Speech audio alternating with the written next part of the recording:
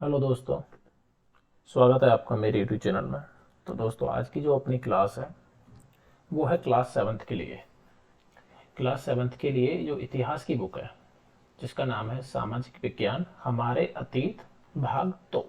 ठीक, इसका हम अभी पढ़ेंगे चैप्टर नंबर 4। हमने अब तक चैप्टर नंबर 3 तक डिस्कस कर लिया था। तो इसमें जो चैप्टर नंबर 4 है उसका नाम है आपका मुगल साम्राज्य, जो कि मैं पिछली क्लास में भी आपको बता चुका था। तो चैप्टर नंबर 1 में हमने पढ़ा था बच्चों क्या, हजारों वर्षों के दौरान हुए परिवर्तनों की पड़ताल, ये हम पढ़ चुके थे। क्योंकि इस बुक में जो हम पढ़ने जा रहे हैं वो आपको बता चुका हूँ मैं लास्ट क्लास में भी कि 700 से लेकर 1750 ईस्वी तक के मध्य का इतिहास पढ़ रहे हैं, जिसको हम मध्यकाल का इतिहास भी बोलते हैं। तो ये 1000 वर्ष का काल हो जाता है एक तरह से आपका, 700 से लेकर 1750। तो जिन 1000 वर्षों में जो परिवर्तन हुए थे उनके बारे में हमने पढ़ा था चैप्टर नंबर 1 में, डिटेल में पढ़ा था, सारे क्वेश्चन आंसर सॉल्व किए थे। उसके बाद अगला चैप्टर पढ़ा था नए राजा और उनके राज्य, जिसमें हमने 1200 ईस्वी तक, 700 से लेकर 1200 ईस्वी तक जो आपके गुर्जर प्रतिहार हुए, चौहान हुए, आपके राष्ट्रकूट हुए, पाल हुए, चोल हुए, तो इनके बारे में जो वंश थे इनके बारे में थोड़ा सा डिस्कस किया था। उसके बाद अपना चैप्टर नंबर 3 था जो लास्ट क्लास में हमने डिस्कस किया था, दिल्ली के सुल्तान, जिसमें हमने पहले देखा कि चौहान वंश आया, जैसे कि मैं आपको भी ब्रीफ थोड़ा सा रिवाइज करा देता हूँ। और अगर आप दोस्तों मेरे चैनल पर नए हैं तो चैनल को लाइक एंड सब्सक्राइब करना ना भूलिएगा, क्योंकि हम अपने चैनल पर सारी एनसीईआरटीज को कवर करा रहे हैं। तो जिससे क्या है कि आपको आने वाली वीडियोज का नोटिफिकेशन मिलता रहेगा। और देखो, एनसीईआरटी सारे एग्जाम के लिए हेल्पफुल होती ही है। आप किसी भी एग्जाम की तैयारी कर रहे हो, आप किसी भी बोर्ड की तैयारी कर रहे हो, एनसीईआरटी आपके लिए हेल्पफुल होगी। तो बच्चों देखो, लास्ट क्लास में हमने ये क्या क्या पढ़ा था मैं आपको हल्का सा बता ही देता हूँ। तो ये कौन कौन से वंश है ये हम थोड़ा सा रिवाइज कर लेते हैं हल्का सा। तो यहाँ पे सबसे पहला जो वंश था वो था आपका, कौन सा वंश था, ये वाला, तोमर वंश। सबसे पहले आता है तोमर वंश, जिसका शासन रहा 1130 से 1145। ठीक है, उसमें मतलब सॉरी, अनंगपाल था तोमर वंश का राजा, जिसका 1130 से 1145 रहा, और मेनली तोमर वंश का शासन 1165 तक रहा। उसके बाद आ जाते हैं आपके चौहान। चौहानों का दिल्ली पे शासन रहा आपका 1192 तक। जो लास्ट शासक था, जो कि जिसका चौहान, जो कि जिसका शासन रहा था, वो था आपका पृथ्वीराज चौहान। पृथ्वीराज चौहान ने तराइन के युद्ध में 1192 में मोहम्मद गौरी ने हराया। उसके बाद मोहम्मद गौरी बैठा, ठीक है, और उसने अपने एक गुलाम को, कुतुबुद्दीन ऐबक को, वहां का शासक बना दिया, जो कौकी बनाया 1206 में। 1206 से लेकर 1210 तक कुतुबुद्दीन ऐबक शासन करता है। उसके बाद इल्तुतमिश करता है। उसके बाद इल्तुतमिश की बेटी रजिया गद्दी पे बैठती है, 4 साल तक ही बैठ पाती है। उसके बाद बलवन बलवन बैठता है 1266 से लेकर 1287। ठीक है, इतने तक। यहाँ तक ये तुर्कों ने शासन किया। ये किसका शासन है? तुर्कों का। तो तुर्कों का शासन रहा 1206 से लेकर 1290 तक, करीबन करीबन 84 साल। ठीक है बच्चों।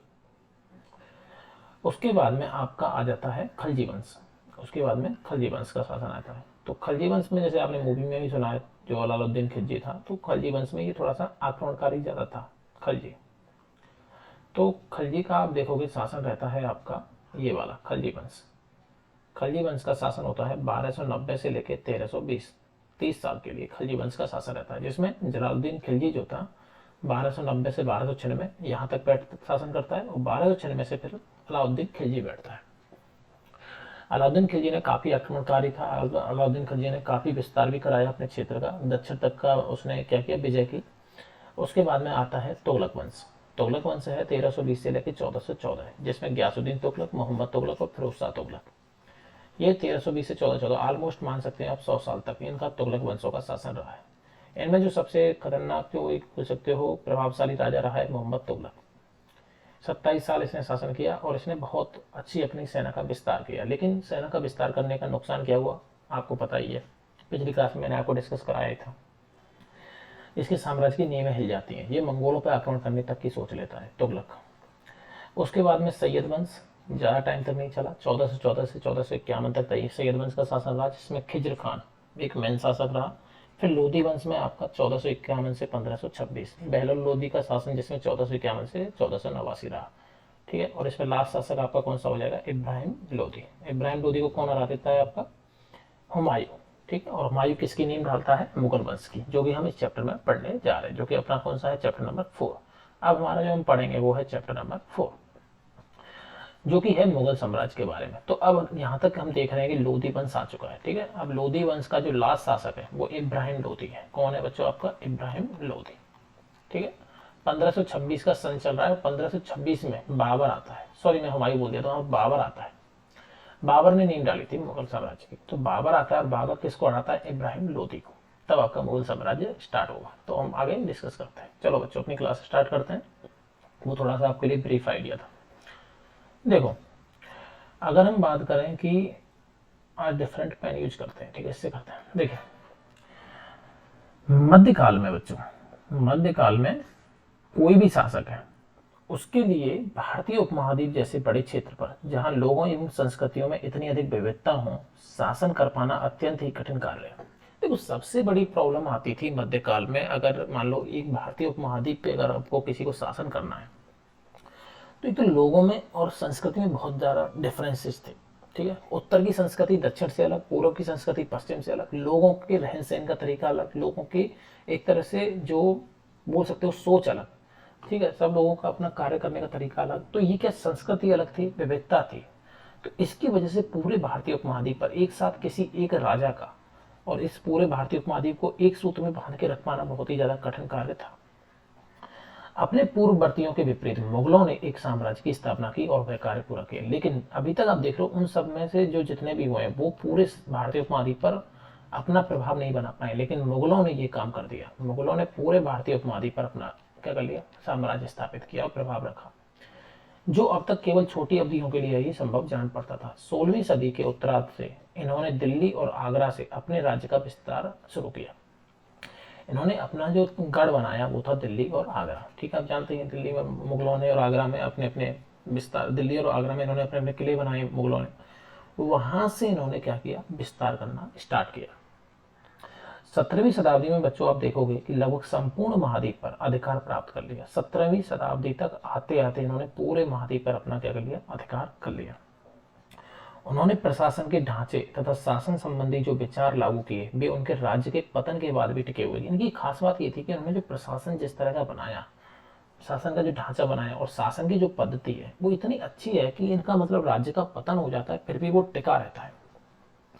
यह एक ऐसी राजनीतिक धरोहर थी जिसके प्रभाव से उपमहाद्वीप में उनके पश्चात आने वाले शासक अपने को अछूता ना रख सके। मतलब एक ऐसी एक धरोहर देखे गए हैं, ये शासन संबंधी और प्रशासन जो ढांचा है, जो मतलब इनके चले जाने के बाद भी वह क्या है, आज तक अछूता नहीं रहा। मतलब कोई भी इससे अपने आप को अलग नहीं रख पाया। आज भी आप देखेंगे कि जो भारत के प्रधानमंत्री हैं वो स्वतंत्रता दिवस पर मुगल शासकों के निवास स्थान दिल्ली के लाल किले की प्राचीर से राष्ट्र को संबोधित करते हैं। आज भी आप देखते हो ना कि स्वतंत्रता दिवस 15 अगस्त पे प्रधानमंत्री कहाँ से झंडारोहण करते हैं, दिल्ली के लाल किले से। ठीक है, तो ये किसने बनवाया था, मुगल ने तो बनवाया था बच्चों। ठीक है, ये देख रहे हो आप लाल किला, ये है लाल किला। ठीक है, तो ये धरोहर है इनकी मुगलों की। ठीक है, उन्होंने बनाई है, इसमें आप इनको दोहरा नहीं सकते। ठीक है, अब देखो मुगल कौन थे, हम बात करते हैं कि मुगल थे कौन। देखो मुगल जो है वो दो महान शासक वंशों के वंशज थे। माता की ओर से तो वे मंगोल शासक चंगेज खान, जो चीन और मध्य एशिया के कुछ भागों पर राज करता था, के उत्तराधिकारी थे। और पिता की ओर से वे ईरान, इराक और वर्तमान तुर्की के शासक तैमूर के वंशज थे।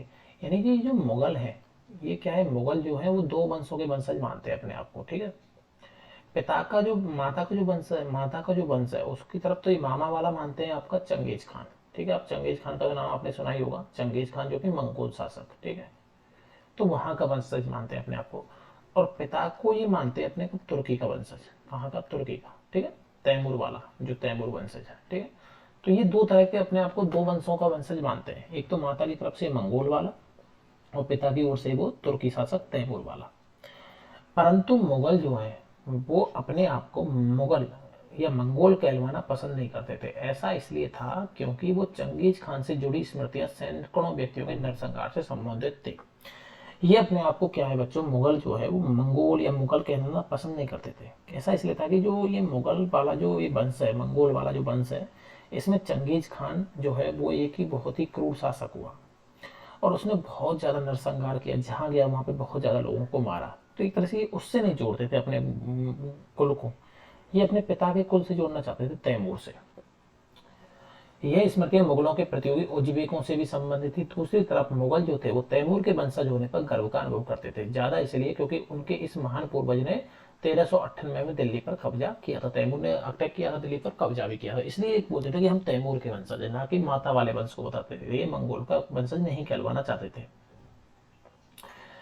तैमूर, उसके उत्तराधिकारी और मुगल सम्राटों का एक लघु चित्र। मध्य में तैमूर है और उसके दाहिने ओर उसका पुत्र मीरन शाह, जो प्रथम मुगल सम्राट बाबर का लकड़ दादा था, और उसके बाद अबू सेर, बाबर के दादा। तैमूर की बाईं ओर सुल्तान मोहम्मद मिर्जा, बाबर के परदादा, और उमर शेख, बाबर के पिता हैं। तैमूर की दाहिनी ओर तीसरे, चौथे और पांचवें व्यक्ति मुगल सम्राट बाबर, अकबर और शाहजहां, और उसकी दाईं ओर उसी क्रम में हुमायूं, जहांगीर और औरंगजेब। मतलब ये क्या पूरा वंश को दिखाया गया है, ठीक है। एक तरह से पूरे वंश को, तैमूर को बैठा के दाएं बाएं में उनके बच्चों को बैठा के एक तरह से पूरे वंश को बताया गया है, ठीक है। ठीक है, फोटो में वही बताया है। उन्होंने अपनी वंशावली का प्रदर्शन चित्र बनवाकर किया। प्रत्येक मुगल शासक ने तैमूर के साथ अपना चित्र बनवाया, जो तैमूर और मुगलों की समूह में तस्वीर प्रस्तुत करता है। अब हम बात करते हैं मुगल सैन्य अभियान। देखो, मुगलों का सैन्य अभियान स्टार्ट होता है आपका 1526 में। प्रथम मुगल शासक, आप जानते हैं कि मुगल साम्राज्य की स्थापना किसने की बच्चों? बाबर ने। प्रथम मुगल शासक था बाबर, जो कि 1526 में आया, ठीक है। इसने क्या किया? इब्राहिम लोदी को हराया, ठीक है। किसने किसको हराया? इब्राहिम लोदी को। दिल्ली का सुल्तान था उस टाइम पे, लोदी वंश का शासन था। इब्राहिम लोदी को इसने हरा दिया और इसने क्या किया? दिल्ली पे अपना कब्जा कर लिया, ठीक है, इब्राहिम लोदी। प्रथम मुगल शासक बाबर 1526 से 1530 ने जब 1494 में फरगना राज्य का उत्तराधिकार प्राप्त किया, मतलब ये कहाँ का शासन था? फरगना, ठीक है। 1494 में फरगना का राजा बना, तो उसकी उम्र केवल 12 वर्ष थी। आप देख रहे हो, ये 1494 में शासक बना है, ठीक है, और इसकी उम्र केवल 12 वर्ष, ठीक। मंगोलों की दूसरी शाखा उज्बेकों के आक्रमण के कारण उसे अपनी पैतृक गद्दी छोड़नी पड़ी। मतलब क्या हुआ कि 1494 में ये फरगना का शासक बन तो गया, लेकिन जो मंगोलों की दूसरी शाखा थी उज्बेक, उनके आक्रमण इस पे होते रहे। उसकी वजह से जो इसके पिता की गद्दी जो इसको मिली थी, उसको छोड़ के इसे भागना पड़ा। तो यहाँ से वो भाग गया, ठीक है। पर अनेक वर्षों तक भटकने के बाद उसने फिर 1504 में काबुल पर कब्जा कर लिया। फिर दोबारा से ये देख लो आप, 1504 यानी कितनी बार तक ये भटका, ठीक है। 1494 से 1504 यानी 10 वर्ष तक भटकता रहा, और 22 वर्ष की उम्र का जब ये हो गया, तब इसने 1504 में किस पे कब्जा कर लिया? काबुल पे।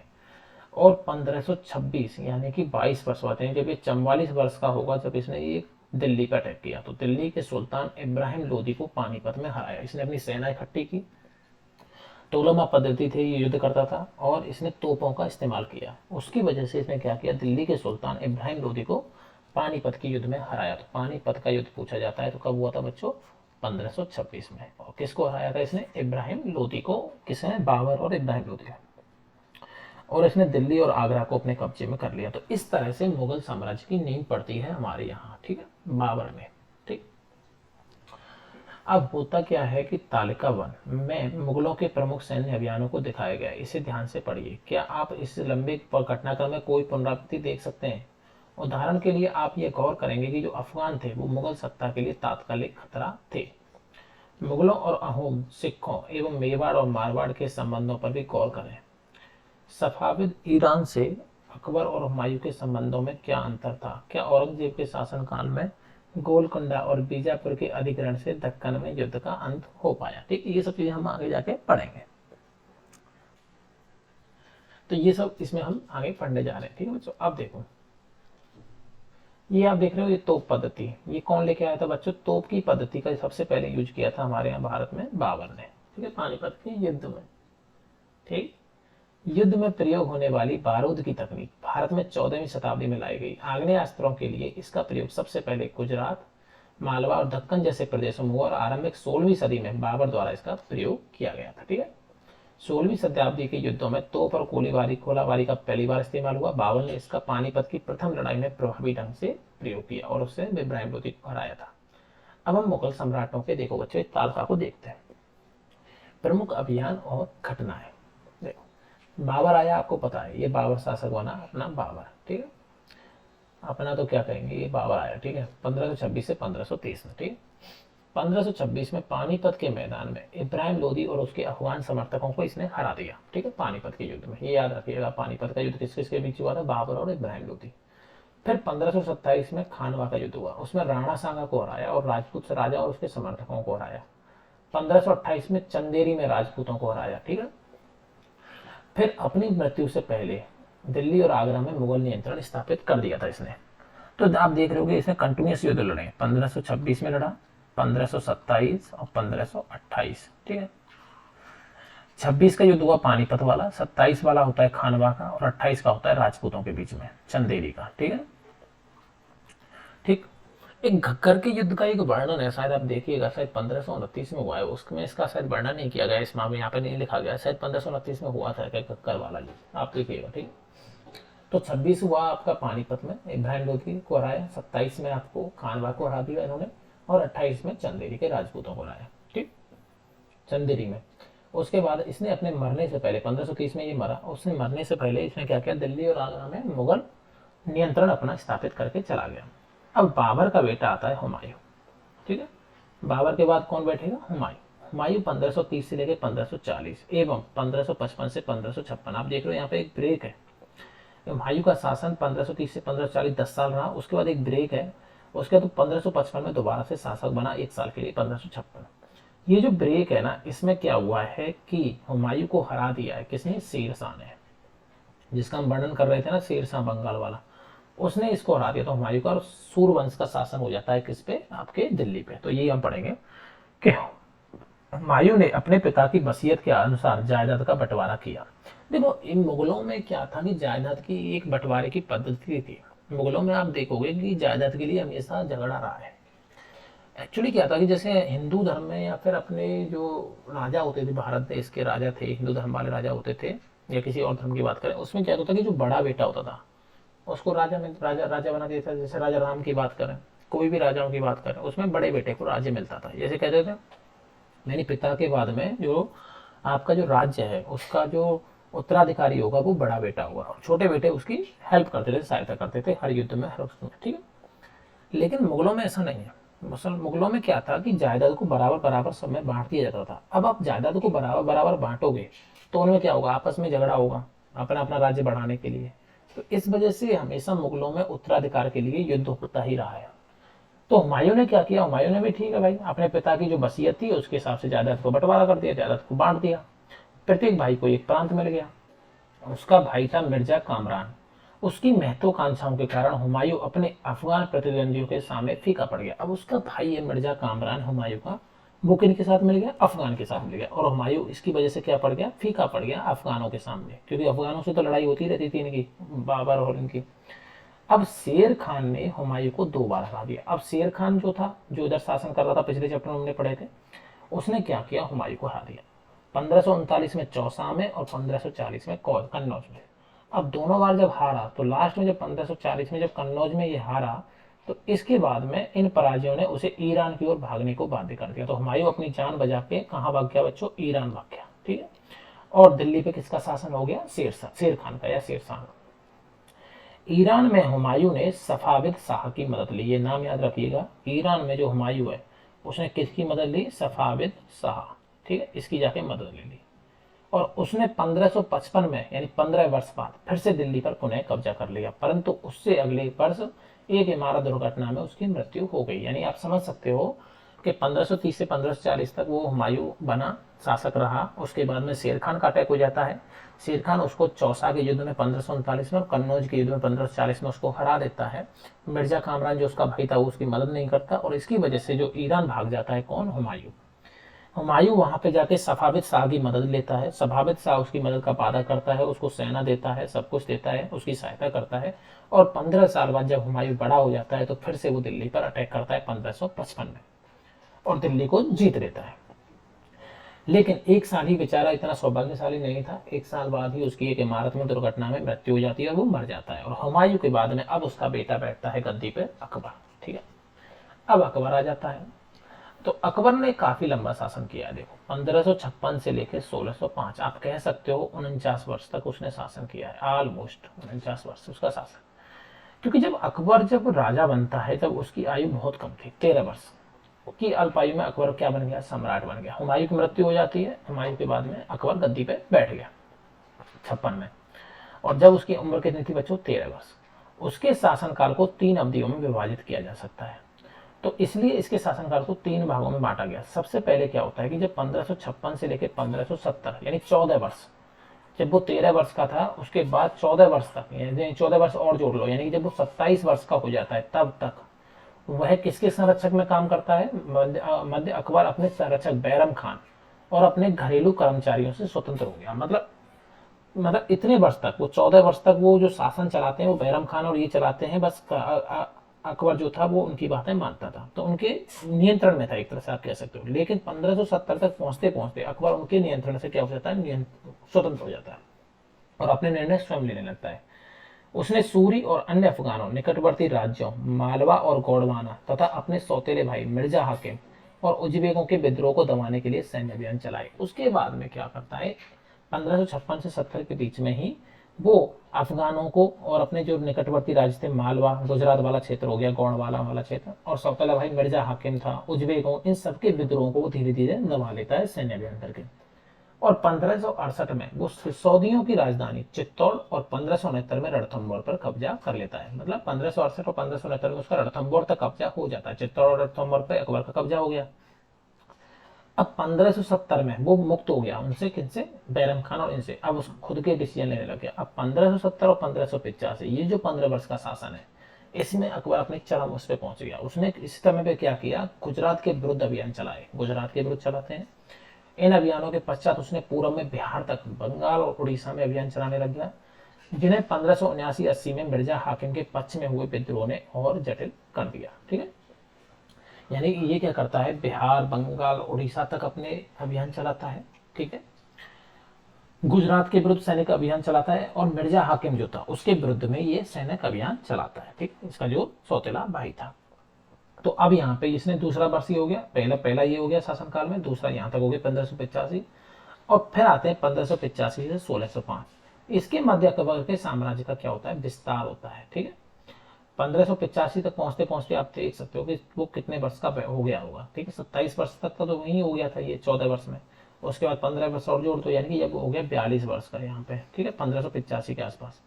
और 1585-1605 के मध्य में अकबर के साम्राज्य का विस्तार हुआ। उत्तर पश्चिम में अभियान चलाए गए। कहाँ पे चलाए गए? नॉर्थ वेस्ट, यानी कि अगर ये नॉर्थ है, ये हमारा क्या है? नॉर्थ है, और ये वेस्ट है, मतलब इस साइड में ईरान, एक बार मिडिल ईस्ट में, यहाँ पे भी अभियान चलाए गए। यहाँ पे उसने सफाविदों को हराकर कांधार पर कब्जा कर लिया। आप देख रहे हो सफाविद कौन था? मैंने बताया था ना, सफाविद शाह। सफाविद कौन थे? जिन्होंने इसके जो बाप था, हुमायूं था इसका, अकबर का, उसकी मदद की थी इन लोगों ने। इनको भी इसने हरा दिया और कांधार पर क्या कर लिया बच्चों? कब्जा कर लिया। और कश्मीर को भी जोड़ लिया गया। मिर्जा हाकिम मर जाता है उधर, इसका सौतेला भाई, तो उसकी मृत्यु के बाद इसने क्या किया? काबुल को भी अपने राज्य में ला लिया। दक्कन में अभियानों की शुरुआत हुई। दक्कन मतलब दक्षिण साइड में, यहाँ पे बरार, खानदेश, अहमदनगर, इनके कुछ हिस्सों को भी उसने अपने राज्य में क्या कर लिया? मिला लिया था। अपने शासन के अंतिम वर्षों में अकबर की सत्ता राजकुमार सलीम के विद्रोह के कारण लड़खड़ाई। तो आप जानते हैं कि अकबर जब लास्ट समय चल रहा था अकबर का शासन का, उस समय इसका बेटा था सलीम, राजकुमार सलीम। उसने क्या किया? अकबर के खिलाफ विद्रोह कर दिया था। उसकी वजह से इसकी सत्ता क्या हुई? लड़खड़ा गई, क्योंकि आंतरिक विद्रोह से हमेशा सत्ता क्या करती है बच्चों? लड़खड़ा जाती है। अब यही जो सलीम है वो आगे चलकर क्या बन जाता है बच्चों? सम्राट जहांगीर। तो जिसका आप आज सम्राट जहांगीर बोलते हो, उसका नाम क्या था बचपन में? सलीम। ठीक है, ये आप सलीम, अनारकली, ये कहानियां सुनते हो, वही सब। अब उसके बाद में कौन बैठा बच्चों? जहांगीर बैठा। तो अकबर ने एक अच्छा खासा लंबा शासन किया है बच्चों, 49 वर्ष तक, आप देख पा रहे हो। उसके बाद जो जहांगीर बैठता है 1605 से, और उसका शासन रहता है 1627, यानी 22 वर्ष तक ये अपना राज्य चलाता है।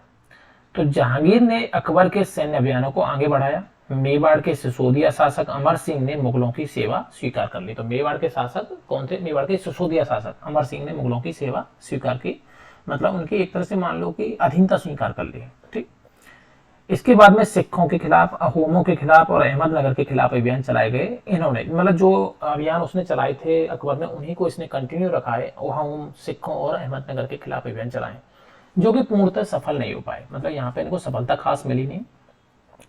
जहांगीर के शासन के अंतिम वर्षों में राजकुमार खुर्रम, ठीक है, अब खुर्रम किसको बोला गया है? शाहजहां को। खुर्रम कौन है? शाहजहां। ठीक, तो जब जहांगीर का अंतिम जो समय चल रहा है, जैसे उसके अंतिम समय में कौन था? सलीम। सलीम कौन था? जहांगीर उसका बेटा। ऐसे जहांगीर के अंतिम शासन के अंतिम वर्षों में राजकुमार खुर्रम, जो कि कौन था? शाहजहां, जो बाद में सम्राट शाहजहां कहलाया, ने विद्रोह किया। जहांगीर की पत्नी नूरजहां ने शाहजहां को हाशिए पर धकेलने के प्रयास किए जो असफल रहे। मतलब जहांगीर की पत्नी थी नूरजहां, उसने शाहजहां को हटाने की कोशिश की लेकिन वो असफल रही। ठीक है, अब हमारा कौन आ जाता है, हमारा तो नहीं, अब कौन आ जाता है, शाहजहां आ जाता है। ठीक है, पावर में, जो कि 1627 से लेकर 1658, यानी आप कह सकते हो कि ऑलमोस्ट 31 वर्ष तक इसका शासन रहा शाहजहां का। ठीक है, जहांगीर के बाद। तो दक्कन में शाहजहां के अभियान भी जारी रहे। दक्षिण साइड में, दक्कन में, अहमदनगर, इन सब साइड में किसने, शाहजहां ने भी कंटिन्यू रखा अभियानों को। अफगान अभिजात खान जहान लोदी ने विद्रोह किया और वह पराजित हुआ।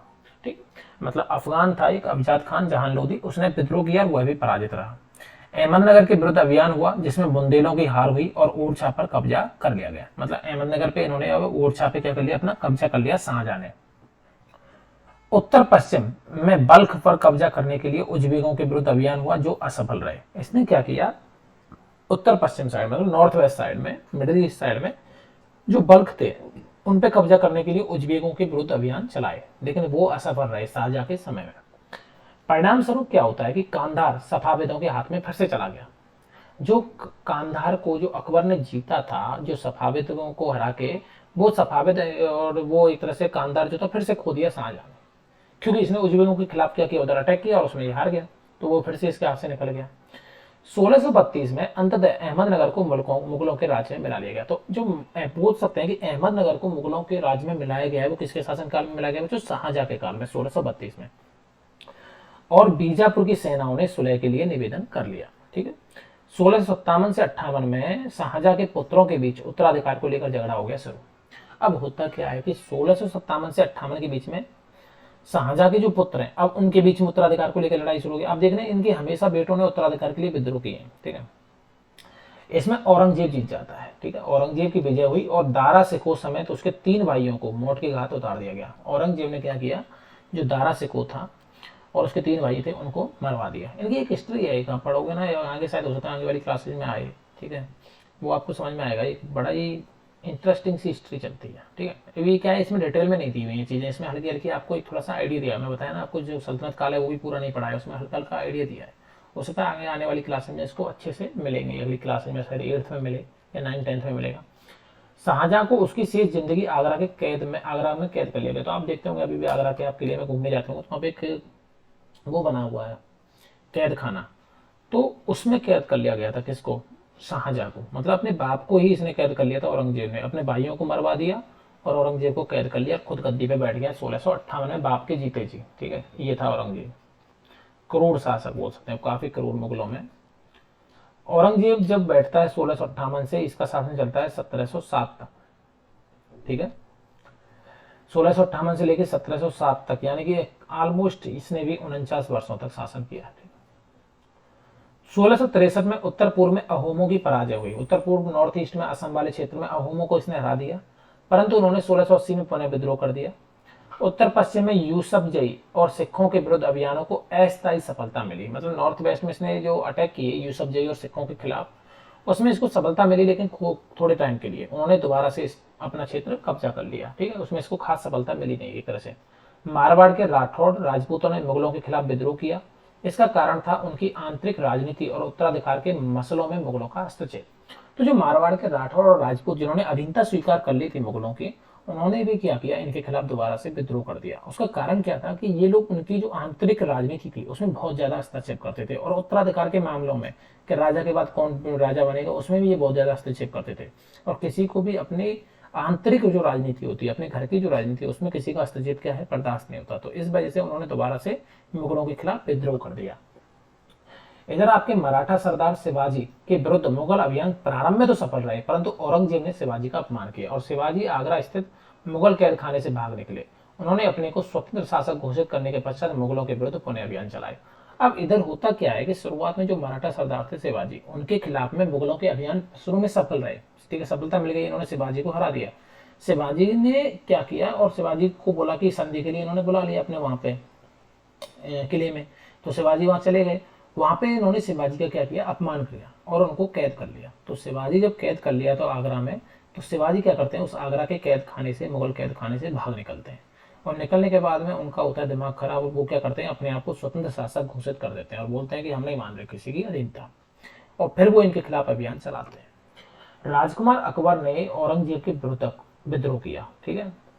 अब औरंगजेब का भी बेटा कौन है, अकबर, ठीक है। उसने भी अब औरंगजेब के विरुद्ध विद्रोह कर दिया, जिसमें उसे मराठा और दक्कन की सल्तनत का क्या मिला, सहयोग मिला। अंततः वह सफाविद ईरान भाग गया। तो अब राजकुमार जो अकबर है वो भी सेम सबका भाई, जब जैसा बाप करेगा वैसा बेटा करेगा, ठीक है।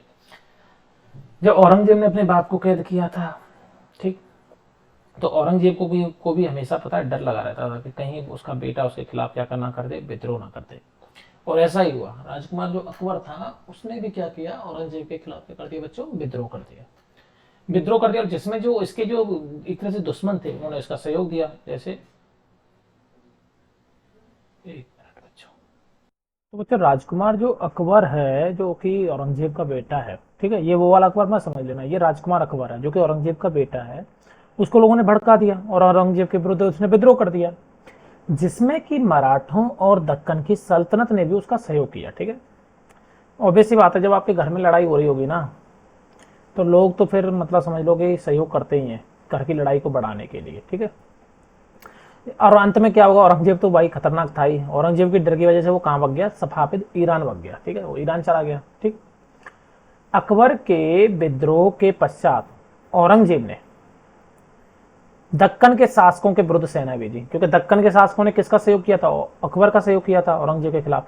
तो औरंगजेब ने कहा ठीक है बेटा अब तुमको बताते हैं। तो दक्कन के जो शासक थे उनके विरोध में कहा किसने सेना भेजी, औरंगजेब ने। और औरंगजेब ने क्या किया, 1685 में बीजापुर, 1687 में गोलकुंडा को मुगलों ने अपने राज्य में मिला लिया।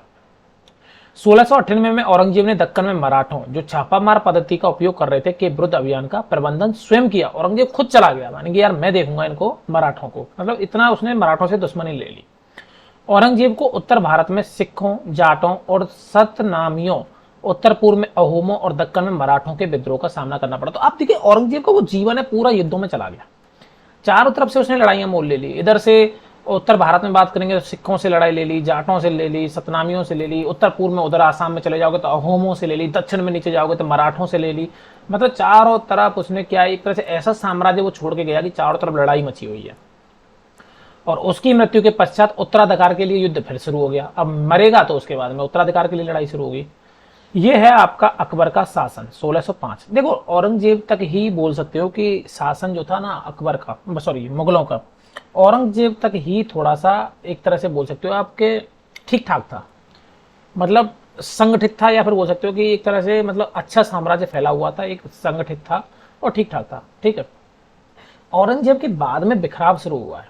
औरंगजेब के बाद में जो ये सत्ता है ना, इसको जो उसके उत्तराधिकारी थे वो एक तरह से रख नहीं पाए संभाल के, और इसका फिर क्या हुआ, एक तरह से विभाजन हो गया, या फिर छोटे छोटे राजा अपने आप को स्वतंत्र घोषित करते गए, मतलब कमजोर होती गई यहाँ से मुगल सत्ता। औरंगजेब तक ठीक है, मानते हैं कि औरंगजेब तक थोड़ा ठीक था। और ये भी आप याद रखोगे औरंगजेब के समय तक अंग्रेजों की हिम्मत नहीं पड़ी थी कि, और अंग्रेज तो पहले ही आ गए थे ना, 1600 के आसपास आ गए थे, लेकिन पुर्तगाली भी आ गए थे, लेकिन किसी की हिम्मत नहीं पड़ी थी कि औरंगजेब के कहीं भी प्रभाव क्षेत्र में कहीं भी अपना हाथ डाल दें, कहीं भी कब्जा कर लें। औरंगजेब का डर ही बहुत कुछ था, ठीक है। औरंगजेब से डर लगता था इन लोगों को। तो औरंगजेब के क्षेत्र में औरंगजेब के जैसी मृत्यु हुई ना, कमजोर होने लग गया शासन। आप देख रहे हो 1757 में औरंगजेब आपका करीबन कहां तक शासन किया, औरंगजेब ने शासन किया बच्चों कहां तक, 1707। और उसके 50 साल बाद 1757 में प्लासी का युद्ध हो गया है। मतलब 50 साल के अंदर इतना चेंज हो गया कि अंग्रेजों ने अटैक करना शुरू कर दिया है, ठीक है। 1757 में प्लासी में युद्ध कर दिया है, 1764 में बक्सर में युद्ध कर दिया और जीत लिया, और मुगलों से सत्ता छीन ली। मुगल सम्राट को डायरेक्ट चुनौती दे रहे हैं अंग्रेज, इतने पावरफुल हो गए 50 साल में औरंगजेब की मृत्यु के बाद। तो यही तो क्या है, फेलियर है ना, मुगल में औरंगजेब के बाद में कोई भी सत्ता को संभाल के नहीं रख पाया। अब देखते हैं बच्चों उत्तराधिकार की मुगल परंपरा। ये जो पूरा आप देख रहे हो ना, काबुल तक, यहाँ कांधार तक, यहाँ आप देख रहे हो बंगाल तक, पटना, ये उड़ीसा वाला क्षेत्र, यहाँ गोलकुंडा, बीजापुर, मतलब इतना बड़ा एरिया आप देख रहे हो ना, ये पूरा भारत का आप मैप देखते हो ना, ये इतने बड़े क्षेत्र पे औरंगजेब और अकबर इनका कब्जा हो गया है, देख रहे हो। अकबर का शासन है 1605 का, इतने बड़े क्षेत्र पे। अब बात करते हैं मुगल ज्येष्ठाधिकार में मुगलों की कुछ परंपराएं, देखो मुगल जो थे वो मैंने आपको बताया ना, ज्येष्ठ अधिकार के नियम में विश्वास नहीं करते थे, जिसमें ज्येष्ठ पुत्र अपने पिता के राजा का उत्तराधिकारी होता है। मतलब ज्येष्ठ अधिकार का नियम ये कहता है कि जैसे किसी घर का जो बड़ा बेटा है, अपने पिता की मृत्यु के बाद में उसके घर का जो बड़ा बेटा है वो क्या बनेगा, राजा बनेगा। ठीक है, ये ज्येष्ठ अधिकार का नियम है। लेकिन मुगल इसमें विश्वास नहीं करते थे। वो इसके विपरीत वो उत्तराधिकार में शहदायाद की मुगल और तैमूर वंशों की प्रथा को मानते थे, जिसमें उत्तराधिकार का विभाजन समस्त पुत्रों में कर दिया जाता था। लेकिन वो दूसरी प्रथा को मानते थे, तैमूर वंशों की प्रथा को। उसमें क्या करते थे कि जो भी सत्ता है ना, वो जितने भाई होंगे उनमें आपस में बांट दी जाएगी।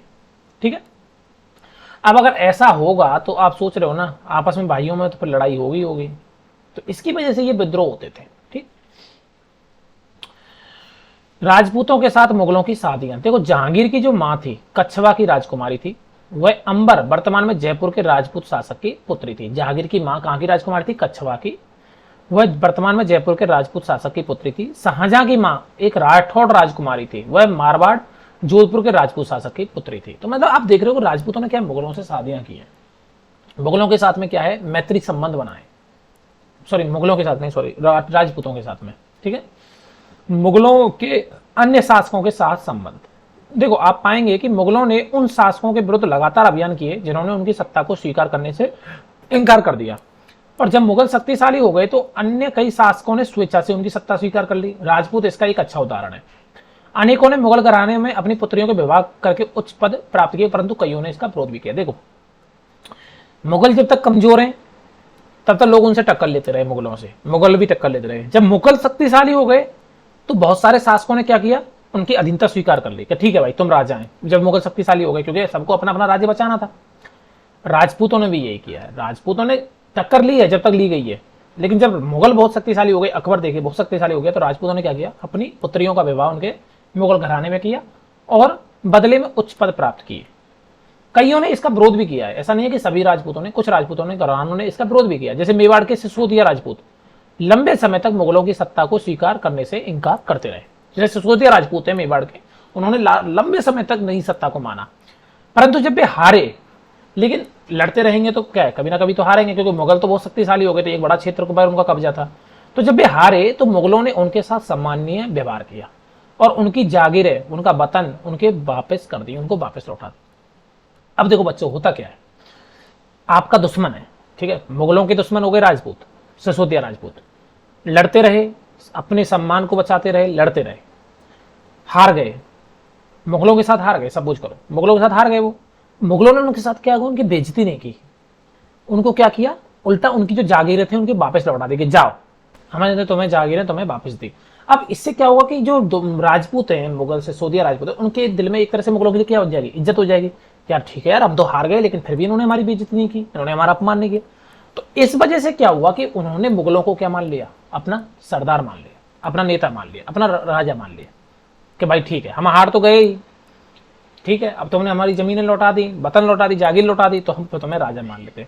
तो इस तरह से मुगलों ने क्या किया, ये बहुत बड़ा एक ट्रिक खेली कि बेइज्जती नहीं की। लेकिन यहीं पे गलती कर गया औरंगजेब। औरंगजेब की बात करोगे आप यहाँ पे, तो जब शिवाजी मुगल सत्ता स्वीकार करने आए तो औरंगजेब ने उनका अपमान किया। ऐसे ही जब क्या हुआ कि शिवाजी जब हार गए थे शुरुआत में, तो वो औरंगजेब के पास आए, औरंगजेब ने उनको बुलावा भेजा, तो उसके यहाँ आए और उन्होंने उसकी सत्ता स्वीकार भी की कि मुगलों ने शिवाजी ने कहा ठीक है भाई, हम तुम्हें अपना राजा मान लेते हैं, हम तुमसे हार गए। बट औरंगजेब ने क्या किया, उनका अपमान कर दिया, ठीक है, उनका अपमान किया अपने राज्य में, अपने उसमें सभा में। जब उनका अपमान किया तो शिवाजी को क्या किया, शिवाजी को भी गुस्सा आ गया, वो भी तो एक राजा थे, गुस्सा आया। मुगलों ने, औरंगजेब ने उनको कैद कर लिया, वो कैद से निकल के भाग गए, कैद से भाग गए, तो फिर उन्होंने उसके खिलाफ विद्रोह कर दिया और उन्होंने उसकी सत्ता कभी स्वीकार की ही नहीं। तो ये अंतर है, अगर आप अपने विरोधी को हरा देते हो फिर भी उसको अपने बराबर में स्थान देते हो, तो वो विरोधी की नजरों में आपकी इज्जत पड़ जाती है। ठीक है, कहते भी है ना, निंदक नियरे राखिए आंगन कुटी छवाए। आपको अपने दुश्मनों को अपने पास ज्यादा रखना चाहिए, मित्रों से ज्यादा दुश्मनों को पास रखना चाहिए। देखो बच्चों, मनसबदार और जागीरदार, अब ये एक नया शब्द आपको सुनने को मिला। ठीक है, पिछली क्लास में जैसे आपने सुना था मुक्ति, एकता, ये सब सुना था। अब एक नया शब्द बन रहा है मुगल साम्राज्य में, मुगल उसमें, वो है मनसबदार और जागीरदार। इनको सुनते, जैसे जैसे साम्राज्य में विभिन्न क्षेत्र सम्मिलित हो गए, वैसे वैसे मुगलों ने क्या किया, तरह तरह के सामाजिक समूहों के सदस्यों को प्रशासन में नियुक्त करना आरंभ किया। मतलब आप सोच रहे हो कि जैसे जैसे एरिया बढ़ता जा रहा है वैसे वैसे मुगल क्या कर रहे हैं, तरह तरह के जो सामाजिक समूह है, भिन्न भिन्न समूहों को, उनके सदस्यों को क्या कर रहे हैं, प्रशासन में नियुक्ति दे रहे हैं, मतलब एक तरह से नौकरी दे रहे हैं, जिससे क्या हो कि मतलब एक तरह से बैलेंस बना रहे कि कोई नाराज ना हो। जैसे शुरू शुरू में ज्यादातर सरदार जो थे वो तुर्की थे, लेकिन अब इस छोटे समूह के साथ साथ उन्होंने शासक वर्ग में ईरानी, अब भारतीय मुसलमान, अफगान, राजपूत, मराठा और अन्य समूहों को भी सम्मिलित किया। शुरू शुरू में क्या था कि मुगलों की जो एक तरह से प्रशासन व्यवस्था थी उसमें कौन थे, तुर्की थे। अब अगर आप किसी को अगर मान लो कि बड़ी बड़ी नौकरियों में, जैसे आज के जमाने में अगर बड़ी बड़ी नौकरियों में किसी ग्रुप से लोग नहीं जाएंगे तो क्या विद्रोह होता है ना, ऐसी सेम यहाँ पे उन्होंने क्या किया, सारे ग्रुप थे, जो सारे समूह थे, जैसे अफगानों में से कुछ लोग ले लिए, राजपूतों में से ले लिए, मराठों में से ले लिए, मुसलमानों में से ले लिए, ईरानी में से ले लिए, हिंदुओं में से ले लिए, इनको क्या किया, अच्छे अच्छे पद दे दिए, अच्छी अच्छी नौकरी दे दी। तो सब खुश कि भाई हमारा आदमी वहां पे इतनी अच्छी नौकरी पे है उसके राज्य में, तो इससे क्या होगा, विद्रोह कम हो जाएगा। तो इसका फायदा ये हुआ कि विद्रोह कम हो गए। और जो मुगलों की सेवा में ये आने वाले ये नौकरशाह हैं, इनको क्या कहला गया, मनसबदार। इनको क्या बोला गया बच्चों, मनसबदार। ये नाम आप याद रखना। मनसबदार शब्द का प्रयोग ऐसे व्यक्तियों के लिए होता था जिन्हें कोई मनसब यानी कोई सरकारी हैसियत या पद मिलता था, मतलब कोई पद मिल रहा है या कोई हैसियत मिल रही है, उसको क्या बोल दिया, मनसबदार। ठीक है, जो व्यक्ति वो पद होल्ड कर रहा है। वह मुगलों द्वारा चलाई गई श्रेणी व्यवस्था थी। ये क्या थी, एक श्रेणीगत व्यवस्था थी सॉरी, ये क्या थी, एक श्रेणी व्यवस्था थी। इसमें क्या होता था, जैसे मनसबदार होते थे कि जैसे कोई मान लो बड़ा वाला मनसबदार, कोई वाला छोटा वाला मनसबदार, मतलब जिसके पास में कोई, जैसे ऐसे आजकल होता है ना एजीएम, जीएम ऐसे बोलते हैं ना, डीजीएम, ठीक है, मैनेजर, मैनेजर के ऊपर आता है आपका सीनियर मैनेजर, ऐसे करके पद ऐसे बढ़ता जाता है ना। ऐसी मनसबदारों में क्या था, श्रेणीगत व्यवस्था थी, जिसके जरिए पद, वेतन एवं सैन्य उत्तरदायित्व निर्धारित किए जाते थे। उसके हिसाब से जैसे जो जितना ऊंचा होगा उसको उतना अच्छा पद माना जाएगा, उतना अच्छा वेतन दिया जाएगा, उसकी सेना की व्यवस्था भी उतनी है। देखो भाई, सेनापति है, उसकी एक क्या है, सैन्य दायित्व होता है कि इतनी सेना संभालनी है। उसके ऊपर एक महान सेनापति बोल दीजिए, उसको बहुत बड़ी सेना संभालनी है। तो ऐसे ऐसे उनको इस हिसाब से वेतन मिलता है। पद और वेतन का निर्धारण जात की संख्या पर निर्भर था। अब यहाँ पे एक नया शब्द आया, जात। ठीक है, पद और वेतन का निर्धारण किस पे निर्भर था, जात पे। जाति ये वो वाली जाति नहीं है, ये एक जात है। जात की संख्या जितनी अधिक होती थी, दरबार में अभिजात की प्रतिष्ठा उतनी बढ़ जाती है, उसका वेतन भी उतना ही अधिक होता था। होता क्या था कि जैसे जात का मतलब होता था कि जैसे कितने सैनिक हैं आपके पास, कोई 5000 सैनिक, 5000 जात वाला हो गया, कोई 10,000 जात वाला हो गया, कोई 1,00,000 जात वाला हो गया।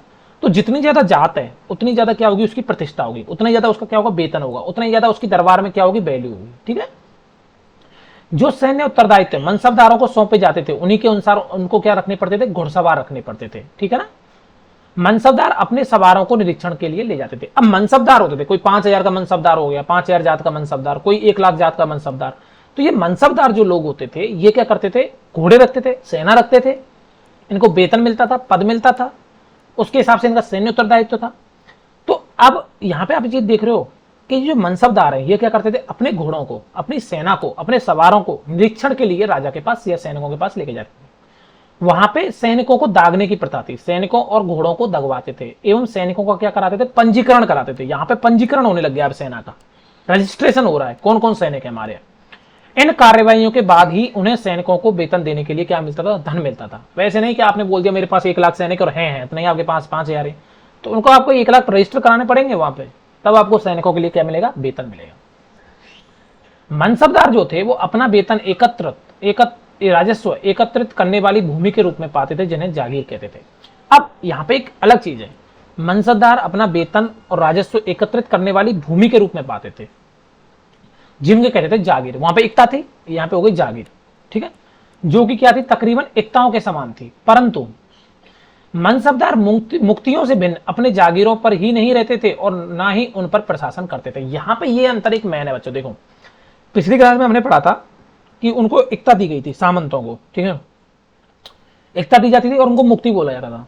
तो वो लोग वहीं पर रहते थे, है ना, वो लोग वहीं पर रहते थे। ठीक है, बस उनका ट्रांसफर होता रहता था, ये हमने पढ़ा था पिछली क्लास में, ट्रांसफर होता रहता था। ठीक है, लेकिन वो लोग वहीं पर रहते थे, ठीक, और उससे वो अपना टैक्स वसूलते थे। लेकिन यहाँ पे एक अलग चीज है कि वो अपनी जागीरों पे नहीं रहेंगे। जैसे कोई राजस्थान का मनसबदार है, कोई राजस्थान के किसी इलाके का मनसबदार है, वो राजस्थान में नहीं रहेगा, वो रहेगा कहीं मान लो दक्कन में, तो वहां से वो वहां पे उसका कब्जा तो हो नहीं सकता, वहां पे अपना प्रभाव बढ़ा ही नहीं सकता। ये सब यहाँ पे अंतर था, ठीक है। और उनके पास अपनी जागीरों से केवल राजस्व एकत्रित करने का अधिकार था। यह राजस्व उनके नौकर उनके लिए एकत्रित करते थे, जबकि वे स्वयं देश के किसी अन्य भाग में रहते थे, ठीक है। उनके नौकर उनके लिए इकट्ठा करते थे उनकी जागीरों से, ठीक है। जात की श्रेणी, 5000 जात वाले अभिजातों का दर्जा 1000 जात वाले अभिजातों से ऊंचा था। अकबर के शासनकाल में 29 ऐसे मनसबदार थे जो 5000 जात की पदवी के थे।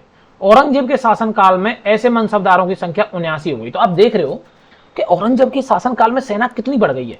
मतलब 29 मनसबदार है 5000 जात वाले, किसके टाइम पे? अकबर के टाइम पे। लेकिन औरंगजेब के टाइम पे ये 79 हो गए, ऑलमोस्ट 3 टाइम्स हो गए। क्या इसका अर्थ यह हुआ कि राज्य का खर्चा बढ़ गया? तो खर्चा तो ऑब्वियसली बात है बढ़ेगा ना, वेतन तो देना पड़ेगा ना इतने लोगों को। तो अकबर के शासनकाल में इन जागीरों का सावधानी पूर्वक आकलन किया जाता था ताकि इनका राजस्व मनसबदार के वेतन के तकरीबन बराबर रहे। तो अकबर ने बहुत अच्छा दिमाग लगाया, उसने कहा कि इनको जागीर दी है मनसबदारों को, ठीक है। तो ऐसा नहीं कि इनको मतलब वेतन देना है 1 लाख रुपए और जागीर दे दी हमने 2 लाख रुपए की, नहीं। वो क्या करते थे, इन जागीरों का क्या करते थे, आकलन करते थे कि इससे कितने रुपए की इनकम हो सकती है, कितना टैक्स इससे आ सकता है। उतनी ही पैसे जिसको देने होते थे ना, उतने ही रुपए की जागीर उसको देते थे। ये नहीं कि ज्यादा बड़ी जागीर देते हैं कहीं वो ज्यादा पैसा वाला हो जाए। अब ये सब चीज क्या हुई कि औरंगजेब के शासनकाल तक पहुंचते पहुंचते स्थिति बदल गई। अब जो प्राप्त राजस्व था वो मनसबदार के वेतन से बहुत कम था। लेकिन औरंगजेब के टाइम तक पहुंचते पहुंचते देखो मनसबदार हो गए ज्यादा, जगह तो उतनी फिक्स है, जमीन तो फिक्स है, जागीर तो फिक्स है। अब मनसबदार जब अकबर के टाइम पर 29 थे, 29 थे, औरंगजेब के टाइम पे जब 79 हो जाएंगे तो आप खुद ही सोचो कि जागीरें छोटी छोटी मिलेंगी उनको। तो यही दिक्कत हुई कि जो मनसबदार थे उनको वेतन कम मिल रहा है, जागीरें छोटी मिल रही हैं। उससे क्या होगा, मनसबदार एक तरह से नाराज हो जाएंगे कि यार ये तो बहुत दिक्कत आ रही है हमें। तो मनसबदारों की संख्या में भी अत्यधिक वृद्धि हुई, जिसके कारण उन्हें जागीर मिलने से पहले एक लंबा इंतजार करना पड़ता था। इन सभी कारणों से जागीरों की संख्या में कमी हो गई। फलस्वरूप कई जागीरदार जागीर रहने पर यह कोशिश करते थे कि जितना राजस्व वसूल कर सके कर लें। और अपने शासनकाल के अंतिम वर्षों में औरंगजेब इन परिवर्तनों पर नियंत्रण नहीं रख पाया। इस कारण किसानों को अत्यधिक मुसीबतों का सामना करना पड़ा। देखो शोषण तो होगा लास्ट में वो किसानों का ही, क्योंकि जो जागीरदार है अगर उसको आप छोटी जागीर दोगे, पैसा उसको 1 लाख वसूलना है, जागीर दे दी आपने 50,000 रुपए की, कि वहां से 50,000 टैक्स आ सकता है। तो जो 1 लाख रुपए वसूलना है वो क्या करेगा, किसानों से ज्यादा वसूल करेगा, 1 लाख तक वसूल करेगा। अब किसान की हैसियत है ही नहीं 1 लाख देने की, तो जो खाने का सामान है वो भी चला जाएगा किसान का।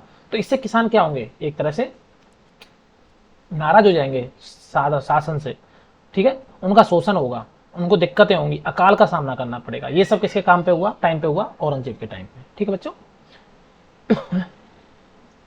ये तो ही जागीरदार की मसलबदार की बात। अब बात करते हैं जब्त और जमींदार। देखो मुगलों की आमदनी का प्रमुख साधन था किसानों की उपज से मिलने वाला राजस्व। ये तो आप जानते हैं कि मुगलों की जो आमदनी थी वो कहां से होती थी, किसानों की उपज से। अधिकतर स्थानों पर किसान ग्रामीण कुलीनों यानी कि मुखिया या स्थानीय सरदारों के माध्यम से राजस्व देते थे। तो जो किसान है वो किसको राजस्व देंगे, मुखिया को या सरदारों को, ठीक है। और समस्त मध्यस्थों के लिए, चाहे वे स्थानीय ग्राम के मुखिया हो या फिर शक्तिशाली सरदार हो, मुगल एक ही शब्द जमींदार का प्रयोग करते थे। तो मुगलों ने जो जमींदार के किसानों से जो कर लेते थे उनको क्या बोलते थे, जमींदार। अकबर के राजस्व मंत्री टोडरमल ने 10 साल 1570 से लेकर 1580 की काल अवधि के समय कृषि की पैदावार, कीमत और कृषि भूमि का सावधानी पूर्वक क्या किया, सर्वेक्षण किया। इन आंकड़ों के आधार पर प्रत्येक फसल पर नकद के रूप में कर निश्चित कर दिया गया। प्रत्येक सूबे या प्रांत को राजस्व मंडलों में बांटा गया और प्रत्येक की हर फसल के लिए राजस्व दर की अलग सूची बनाई गई। और राजस्व प्राप्त करने की इस व्यवस्था को क्या कहा जाता था बच्चों, जब्त कहा जाता था। तो आपसे पूछा जाएगा जब्त क्या है, तो राजस्व प्राप्त करने की जो व्यवस्था जो टोडरमल ने बनाई थी उसको बोला जाता था जब्त। उसमें हर एक फसल पे, हर एक भूमि पे कितना कर लिया जाएगा ये सब डिसाइड किया गया था। ये कब हुआ था, 1570 से लेके 1580 के बीच में। किसके काल में, अकबर के काल में। टोडरमल उसका जो मंत्री था। यह व्यवस्था उन स्थानों पर प्रचलित थी जहां पर मुगल प्रशासनिक अधिकारी भूमि का निरीक्षण कर सकते थे और सावधानी पूर्वक उसका हिसाब रख सकते थे। ऐसा निरीक्षण गुजरात और बंगाल जैसे प्रांतों में संभव हो ही नहीं पाया, क्योंकि देखो गुजरात और बंगाल एक तरह से जो भूमि थी वो वहां पे निरीक्षण कर पाना बहुत डिफिकल्ट था। एक तो ये था कि वो कभी कभी अपने आप को स्वतंत्र कर लेते थे, वहां पे इतना अच्छा कब्जा नहीं था मुगलों का, ये सब बोल सकते हो, ठीक है। तो इस वजह से क्या था कि ये जो व्यवस्था थी, जब्त की व्यवस्था थी, ये वहीं पे पॉसिबल हो पाई जहां पे मुगल प्रशासनिक अधिकारी जो है भूमि को क्या कर सकते हैं, कंट्रोल में रख सकते हैं, निरीक्षण कर सकते हैं। कुछ क्षेत्रों में जमींदार जो थे वो इतने शक्तिशाली थे कि मुगल प्रशासकों द्वारा शोषण किए जाने की स्थिति में वे विद्रोह भी कर सकते थे। कभी कभी एक ही जाति के जमींदार और किसान मुगल सत्ता के खिलाफ मिलकर विद्रोह कर देते थे। 17वीं शताब्दी के आखिर से ऐसे किसान विद्रोह ने मुगल साम्राज्य के स्थायित्व को क्या दी थी, चुनौती दी थी। मतलब जमींदार इतने शक्तिशाली हो गए कि वो मुगल सत्ता को भी टक्कर देने लग गए थे 17वीं शताब्दी के लास्ट में। अब बात करते हैं अकबरनामा और आईने अकबरी। अकबर ने अपने करीबी मित्र और दरबारी अबुल फजल, तो पूछा जाएगा कि अबुल फजल किसका दरबारी था, तो अकबर का बच्चा, को उसको आदेश दिया कि वह उसके शासनकाल का क्या लिखे, इतिहास। तो अबुल फजल ने यह इतिहास 3 जिल्दों में लिखा। इसका शीर्षक है अकबरनामा। तो अकबरनामा किसने रची है, रचयिता अकबरनामा का रचयिता कौन है बच्चों, अबुल फजल। और किसका दरबारी था ये, अकबर का। पहली जिल्द में अकबर के पूर्वजों का बयान किया है उसने, और दूसरी अकबर के शासनकाल की घटनाओं का विवरण देती है। और तीसरी जो जिल्द है आईने अकबरी, आईने अकबरी है, इसमें अकबर के प्रशासन, घराने, सेना, राजस्व और साम्राज्य के भूगोल का ब्यौरा मिलता है। तो आपसे पूछा जाएगा कि किसमें, अकबरनामा के किस भाग में, यानी तीसरी जिल्द में, जिसका नाम क्या है, जिसमें अकबर के प्रशासन, घराने, सेना और राजस्व और साम्राज्य के भूगोल का ब्यौरा मिलता है, तो वो क्या है, आईने अकबरी। इसमें समकालीन भारत के लोगों की परंपरा और संस्कृतियों का भी विस्तृत वर्णन है। आईने अकबरी का सबसे रोचक आयाम है विविध प्रकार की चीजें, फसल, पैदावार, कीमतों, मजदूरी और राजस्व का क्या है, सांख्यिकीय विवरण। ठीक है, अब बात करते हैं अकबर की नीतियां, नजदीक से एक नजर। देखो ये फोटो में तो आप देख ही रहे हो इसमें कि इसमें क्या कर रहा है, ये अबुल फजल से अकबरनामा लेते हुए अकबर, ये अकबर है, ये अबुल फजल से अकबरनामा ले रहे हैं। ठीक है, अब बात करते हैं अकबर की नीतियां। देखो प्रशासन के मुख्य जो अभिलक्षण है वो अकबर ने निर्धारित किए थे। ठीक है, प्रशासन के जो मेन जो कैरेक्टर हैं, कैरेक्टरिस्टिक हैं, जो मुख्य अभिलक्षण है वो किसने निर्धारित किए, अकबर ने। और इसका जो वर्णन है वो अबुल फजल की अकबरनामा विशेषकर आईने अकबरी में मिलता है। अबुल फजल के अनुसार साम्राज्य कई प्रांतों में बटा हुआ था जिन्हें कहा जाता था सूबा। तो जो अकबर का साम्राज्य वो प्रांतों में बटा है, उन प्रांतों को बोला जाता था सूबा। और सूबों के प्रशासक कहलाते थे सूबेदार, जो राजनीतिक तथा सैनिक दोनों प्रकार के कार्यों को क्या करते थे, निर्वहन करते थे। और प्रत्येक प्रांत में एक वित्तीय अधिकारी था, यानी फाइनेंस मिनिस्टर मान लीजिए, एक प्रत्येक प्रांत में हो गया, उसको क्या कहते थे, दीवान। कानून और व्यवस्था बनाए रखने के लिए सूबेदार को अन्य अफसरों का सहयोग प्राप्त था। अब कानून व्यवस्था बनाए रखने का काम किसका है, सूबेदार का, क्योंकि सूबेदार पे 2 जिम्मेदारी है, राजनीतिक व्यवस्था भी बनाए रखनी है और सैन्य सहायता भी देनी है। तो वित्तीय अधिकारी तो उन्होंने दीवान बना दिया, लेकिन कानून व्यवस्था और इसको न्याय व्यवस्था बनाने के लिए सूबेदारों को अन्य सहयोगी दिए जाते थे, अन्य अफसर, जैसे कि बख्शी हो गया सैनिकों का वेतन अधिकारी, सदर हो गया धार्मिक और धर्मांत किए जाने वाले कार्यों का मंत्री, फौजदार हो गए सेना नायक, और कोतवाल जैसे नगर का पुलिस अधिकारी। ये देख रहे हो आप कोतवाल नाम कितना पुराना है, अकबर के टाइम का। आज भी हमारे यहाँ कोतवाल है, सीआई साहब, कोतवाल साहब।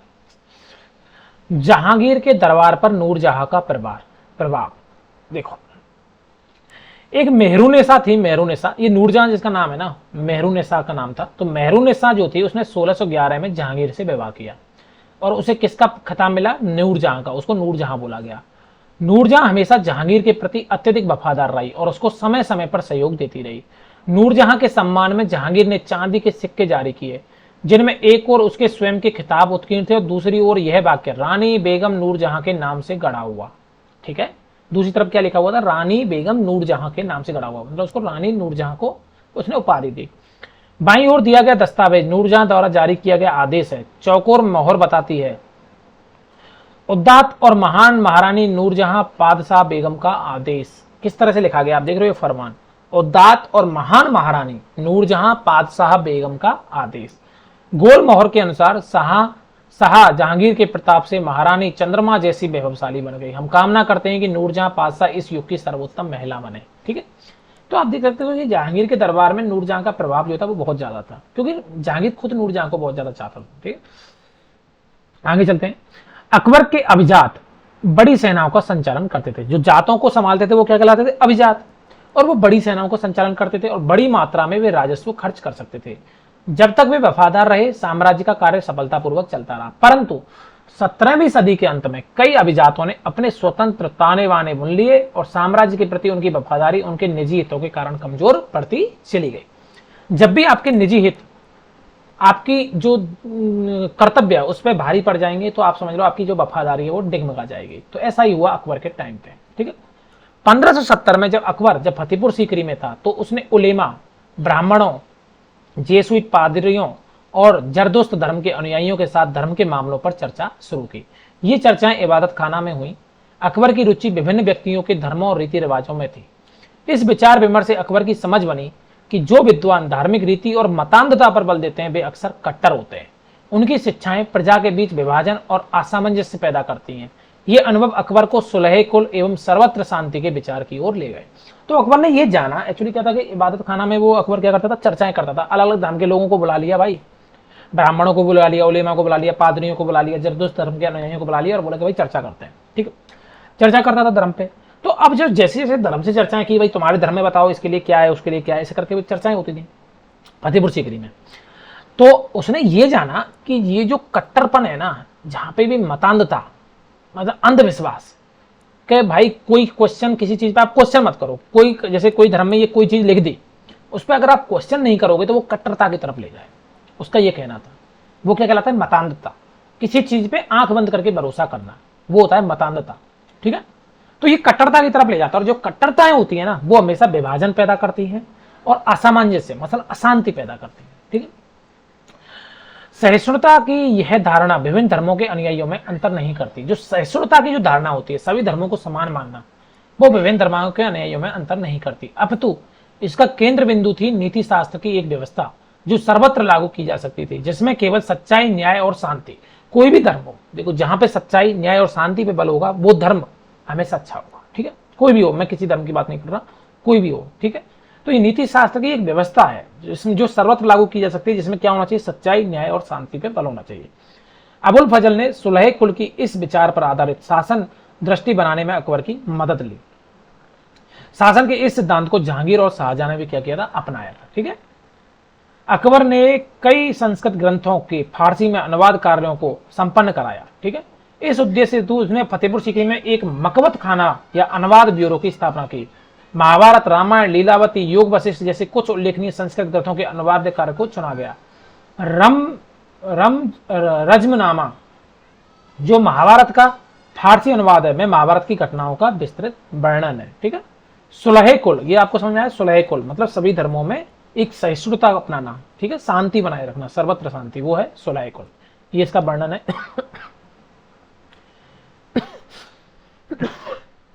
अब बात करते हैं 17वीं शताब्दी में और उसके पश्चात मुगल साम्राज्य। अब बात हो रही है 17वीं शताब्दी की और उसके बाद क्या हुआ। देखो, मुगल साम्राज्य की जो प्रशासनिक और सैनिक कुशलता है, उसके फलस्वरूप आर्थिक और वाणिज्यिक समृद्धि में तो वृद्धि हुई है। देखो, प्रशासनिक व्यवस्था बहुत अच्छी है, सैनिक कुशलता बहुत अच्छी है। विदेशी यात्रियों ने इसे वैसा धनी देश बताया जैसा कि किस्से कहानियों में वर्णित होता रहा है, परंतु यही यात्री इसी प्रचुरता के साथ मिलने वाली दरिद्रता को देखकर विस्मित रह गए। सामाजिक असमानताएं साफ दिखाई पड़ती थी। शाहजहां के शासनकाल के 20वें वर्ष के दस्तावेजों से हमें पता चलता है कि ऐसे मनसबदार जिनको उच्चतम पद प्राप्त था, कुल 8000 में से 445 ही थे। कुल मनसबदारों की एक छोटी संख्या 5.6% को ही साम्राज्य के अनुमानित राजस्व का 61.5% स्वयं उनके और उनके सवारों के वेतन के रूप में दिया जाता था। आप देखिए, ठीक है, धनी है देश हमारा, ठीक है, उस टाइम के मुगल साम्राज्य के टाइम की बात कर रही है, धनी था, लोगों ने वर्णन किया है धनी, लेकिन वहां पे कहीं कहीं दरिद्रता, गरीबी भी बहुत ज्यादा थी, सामाजिक असमानता बहुत ज्यादा थी। मतलब जो अमीर है वो बहुत अमीर है और जो गरीब है वो बहुत गरीब है। मतलब एक तरह से बोल सकते हो अमीर और गरीबों के बीच में एक बहुत बड़ी खाई थी बच्चों उस टाइम पे। ऐसा क्या है कि शाहजहां के शासनकाल के दस्तावेजों में मिला है कि कुछ मनसबदार हैं जिनको उच्चतम पद प्राप्त है, वो केवल 8000 में से 450 के करीब है, जो कि कितने 5.6% होते हैं 8000 का। उनको जो राजस्व है उसका 61.5% वो खुद ले जाते हैं। आप सोच रहे हो, अगर 100 रुपए की कमाई हो रही है टैक्स से, तो उसमें 61.5 जो रुपए हैं वो तो 450 लोग ही लेके चले जा रहे हैं। और बाकी पैसे में क्या हो रहा है, पूरा आपका राज्य का कारोबार संभाला जा रहा है। तो इसकी वजह से क्या होगा, जो लोग पैसे वाले हैं वो बहुत पैसे वाले हो गए और जो गरीब है, किसान है, उनका शोषण होता गया, वो बहुत कमजोर हो गए। तो ये सब भी उनके काल में देखने को मिला मुगल साम्राज्य में। मुगल सम्राट जो थे और उनके मनसबदार अपनी आय का बहुत बड़ा भाग वेतन और वस्तुओं पर लगा देते थे। इस खर्चे से शिल्पकारों किसानों को लाभ होता था, चूंकि वे वस्तुओं और फसलों की पूर्ति करते थे, परंतु राजस्व का भार इतना ज्यादा था कि प्राथमिक उत्पादक किसान और शिल्पकारों के पास निवेश के लिए बहुत कम धन बचता था। इनमें से जो बहुत गरीब थे मुश्किल से ही पेट भर पाते थे। वे उत्पादन शक्ति बढ़ाने के लिए अतिरिक्त संसाधनों में, औजारों और अन्य वस्तुओं में निवेश करने की बात सोच भी नहीं सकते थे। ऐसी अर्थव्यवस्था में ज्यादा धनी किसान, शिल्पकारों के समूह, व्यापारी और महाजन ज्यादा लाभ उठाते थे। मतलब देखो, शोषण तो किसानों का ही हुआ है, कहीं भी बात कर लो बेटा, आजकल भी किसान सबसे नीचे है। आप जानते हैं हमारे देश की स्थिति क्या है, तो किसान की आजकल जानते हैं आप खर्चे कितने ज़्यादा हैं, ठीक है। कैसे खेती करते हैं, क्या ठंड में पानी देते हैं, क्या मेहनत करते हैं ठंड में, आप जानते हैं किसानों की स्थिति हमारे देश में अभी भी क्या है, ठीक है। तो उस टाइम पे भी किसानों का यही था, उन पे क्या था, बहुत ज़्यादा टैक्स लगा रखे हैं, पैसे उनके पास ज़्यादा थे नहीं, तो औजारों में निवेश नहीं कर सकते, नए नए क्या कर सकते हो कृषि के लिए, वो नए नए औजार, नए नए टेक्नोलॉजी नहीं खरीद सकते, ठीक। और पैसा जो उनको जरूरत पड़ती थी वो किन से लेते थे, महाजनों से लेते थे, व्यापारियों से लेते थे। तो इस सब से फायदा किसको मिलता था, या फिर कुछ धनी किसान हो गए जो बड़े बड़े किसान थे, बड़ी जमीनें थी, वो ज्यादा पैसा कमा लेते थे। लेकिन जो गरीब शोषण किसान है उनका तो हमेशा क्या हो रहा बच्चों, शोषण ही होता रहा, ठीक। इस व्यवस्था में भी अगर मुगल साम्राज्य के टाइम पे भी मुगलों के कुलीन वर्ग के हाथों में बहुत धन और संसाधन थे, लेकिन कुलीन वर्ग की बात करें उनके पास अच्छा पैसा था, मतलब शक्तिशाली थे वो, जिनके कारण 17वीं सदी के अंतिम वर्षों में भी इतने शक्तिशाली हो गए कि जैसे जैसे मुगल सम्राट की सत्ता पतन की ओर बढ़ती गई वैसे वैसे विभिन्न क्षेत्रों में सम्राट के सेवक स्वयं ही सत्ता के शक्तिशाली केंद्र बनने लगे। मतलब सम्राट के सेवक वो इतने ज्यादा शक्तिशाली हो गए, उनके पास इतना पैसा हो गया कि जैसे जैसे सत्ता कमजोर हुई मुगलों की, वैसे वैसे वो उनका खुद का सत्ता को वो एक तरह से क्या बन गए, राजा बन गए, ठीक। इनमें से कुछ ने क्या किया, नए वंश स्थापित किए, जैसे हैदराबाद और अवध जैसे प्रांतों में अपना नियंत्रण जमाया। यद्यपि वे दिल्ली के मुगल सम्राट को स्वामी के रूप में मान्यता तो देते थे, तथापि 18वीं शताब्दी तक साम्राज्य के कई प्रांत अपनी स्वतंत्र राजनीतिक पहचान बना चुके थे। इसके बारे में हम 10वें अध्याय में विस्तार से चर्चा करेंगे। तो जैसे जैसे दिल्ली कमजोर पड़ेगी, दिल्ली की सत्ता कमजोर पड़ेगी, तो लोग क्या करेंगे, अपने आप को स्वतंत्र घोषित कर लेंगे। अब ये हम कहीं और देखते हैं कि क्या हो रहा था उस टाइम पे, जैसे राज और रानियां। 16वीं सदी में मुगलों के लगभग समकालीन संसार के विभिन्न भागों में भी कई राजा और रानियां थे।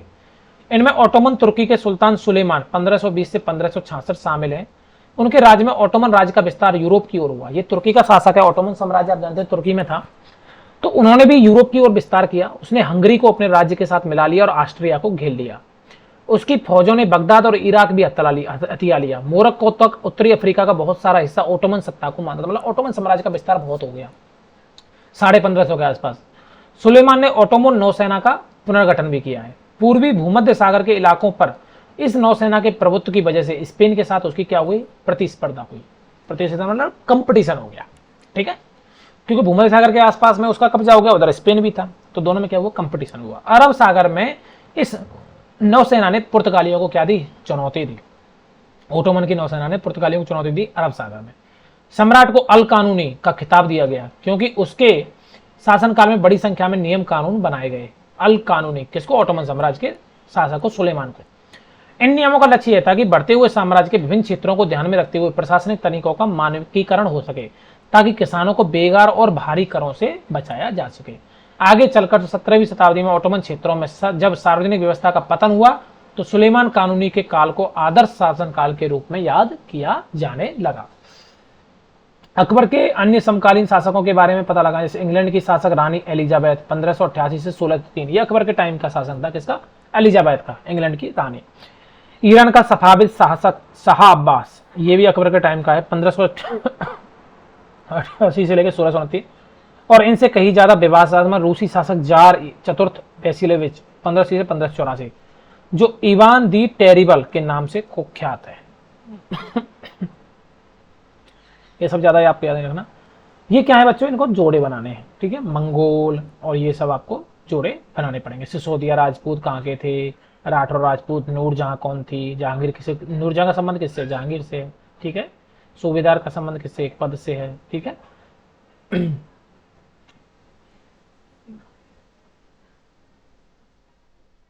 या सूबेदार को आप गवर्नर से भी जोड़ सकते हैं ना, और मनसब को पद से जोड़ सकते हैं, ऐसे, ठीक है। तो इनके आप क्या करना बच्चों, मिलान कर लेना, ठीक है। रिक्त स्थान भरे, अकबर के सौतेले भाई मिर्जा हाकिम के राज्य की राजधानी थी, ठीक है। दक्कन की 5 सल्तनत बरार, खानदेश, अहमदनगर और ये थी, ठीक है। ये रिक्त स्थान आपको भरने। थोड़ा सा मेरा वो हो रहा बच्चों, आप क्या है कि ये क्वेश्चंस खुद करना, ठीक है। मैंने पूरा आपको एक्सप्लेन कर दिया है, बाकी मैं ज़्यादा वो तो मैं अगली क्लास में इसको यहीं से स्टार्ट कर दूंगा। मैं पहले एक क्वेश्चंस करा दूंगा, ठीक है, और अगली क्लास में मिलते हैं बच्चों। ये क्वेश्चंस मैं अगली क्लास में कराता हूँ आपको डिटेल में। तो अगला जो चैप्टर रहेगा चैप्टर नंबर 5, ठीक है, वो हम अगली क्लास में पढ़ेंगे और हम अपना ऐसे करके कंटिन्यू 5, 6, 7 ऐसे करते रहेंगे पूरा बच्चों, पूरे वीडियो को हम पूरी क्लास को इसको फिनिश करेंगे सारे चैप्टर्स को, ठीक है। इतिहास को जल्दी खत्म करने की कोशिश करेंगे। तो दोस्तों अगर आपको वीडियो अच्छा लगा हो, चैनल अच्छा लगा हो, तो आप लाइक एंड सब्सक्राइब करना ना भूलिएगा। और अगर आपको कोई डाउट है या मान लीजिए कि कुछ जैसे कि मैं थोड़ा फास्ट पढ़ा रहा हूँ, स्लो पढ़ा रहा हूँ, या कुछ भी आपके जो मेरे लिए कोई भी आपकी जो सलाह हो वो आप कमेंट बॉक्स में लिख सकते हैं। तब तक के लिए थैंक यू। जय हिंद, जय भारत।